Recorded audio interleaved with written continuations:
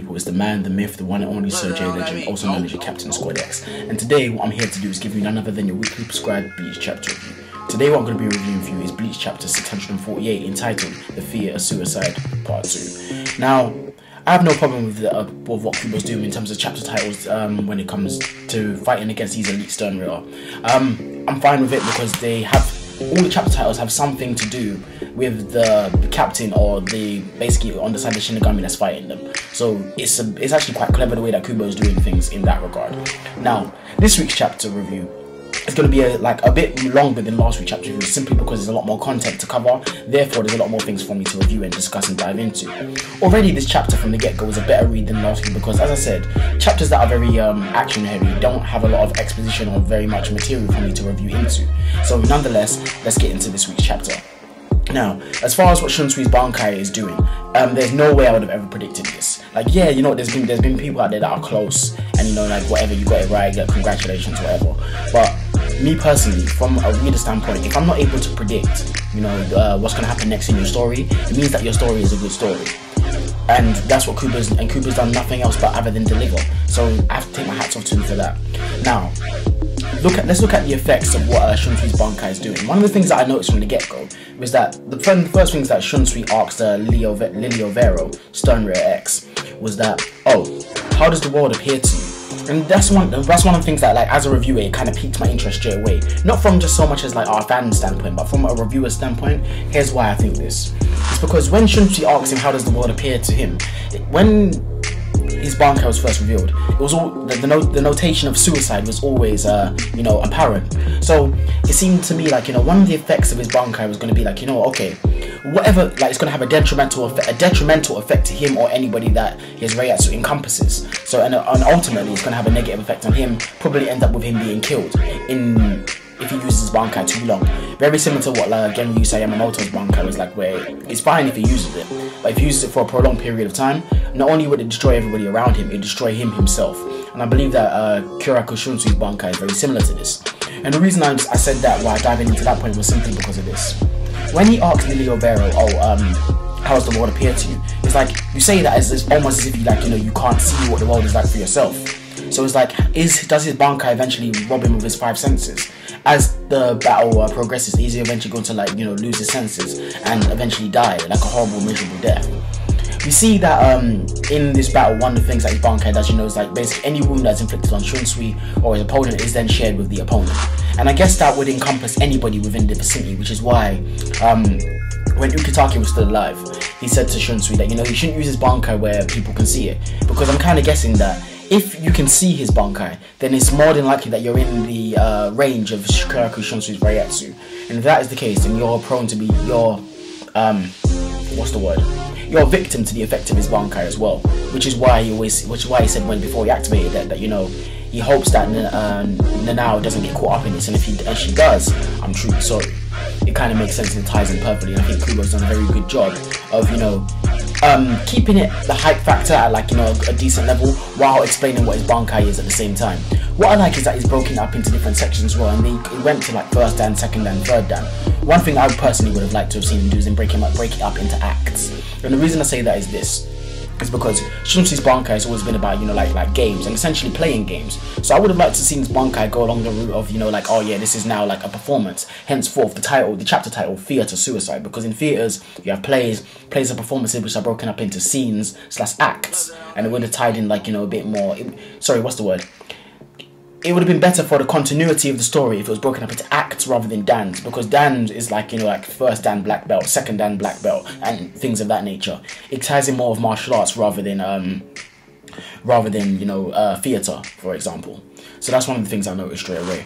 Now, moving on from the chapter, like, one of the things that I thought was kind of interesting as well is that, okay, whatever the effects are of his Bankai, like, you know, wound-wise, is then inflicted upon his opponent. So when it came in terms of the second dan, where the disease spread out through Liliovero's body, why didn't that same disease then spread through Kyoraku Shunsui's body?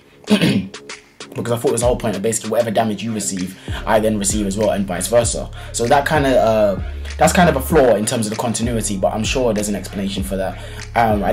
We obviously didn't get it this chapter, and we probably might never get it, but there probably is one, or Kubo might have just glossed over it and completely forgot about it. I don't know. I don't write this stuff. I just review the stuff as best as I can.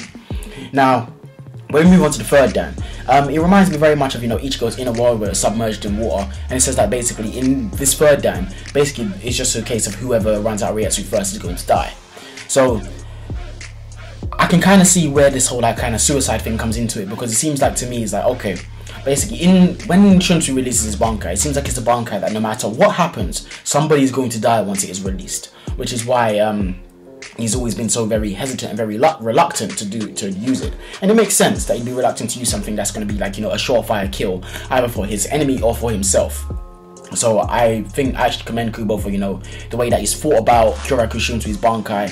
He's hyped up it to be such a great thing, and as of now, it's living up to its expectation. He's living up to his position as Captain Commander of the Gotei 13. Other than that, another thing to notice was that, in the beginning of the chapter, in typical Kubo fashion, before the chapter begins, you think they're going to start off with, Kyoraku Shunsui, talking about his Bankai, and you finding out more about it. Oh, nah. We jump to Ichigo, bumping into Star Knight D, asking Naklivar. Now, asking Naklivar is like, he's probably one of my favourite Stone Ridders, for the simple fact that he is more than likely a lot more powerful than he's perceived to be.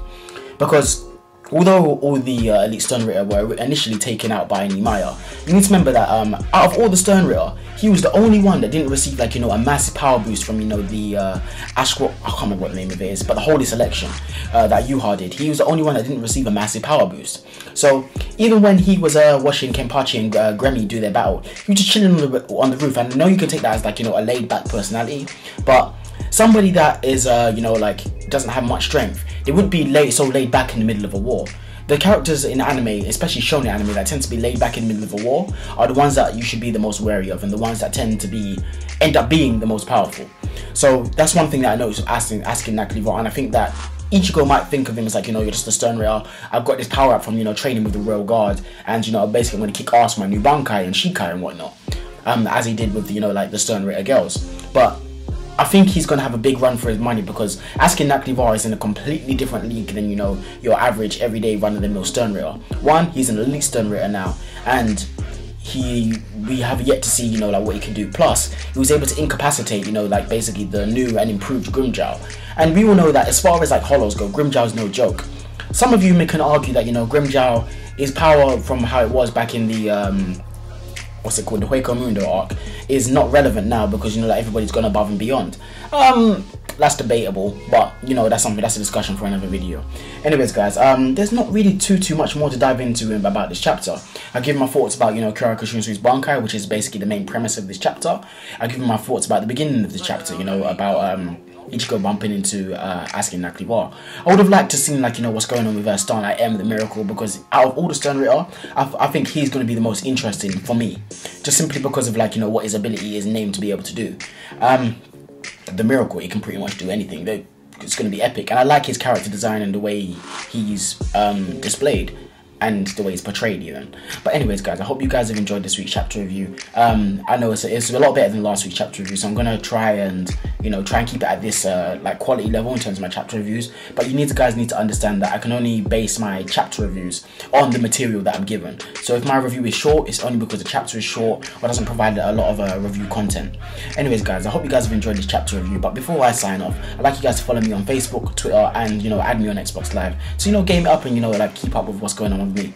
I put a tweet out the other day on Thursday that I'm going to be pushing out this chapter review soon. When I tell you I'm going to push out a chapter review soon, I'm generally true to my word. The reason that this is coming out on Sunday rather than on the Friday when I planned to push it out was simply because I had a university deadline on Friday that had to be done, and basically when I showed my presentation to my tutors, there's a few corrections that I needed to make that ends up taking several hours. Nonetheless, I got everything handed in on time and it was all good, and I feel like I'm going to pass this assignment with flying colours. But nonetheless, it's something that I had to deal with. Then on Saturday now, I was quite busy just with domestic stuff, like grocery shopping and basically housekeeping and things of that nature, because gotta look after myself. And then Sunday comes along now. I have a football match because I play for like a soccer team and whatnot, and we play 7-a-side and we're in a league. So I just came back from that not long ago. So basically I've pushed this review out at the first chance that I've gotten. So don't think I'm ever blowing you off when I say to you that, okay, I'm going to push a review out soon and you don't see it come out that same day. There's always a genuine reason behind things. And if I don't happen to push out a review, during that week even, I understand that there's a genuine reason, and I will tell you about it, you know, when I next see you guys. So anyways guys, I believe I've rambled on enough. Hope you guys have enjoyed this week's chapter review. It's the one and only, the man, the myth, Sir J Legend, and I'm signing out. Take it easy my people. Peace.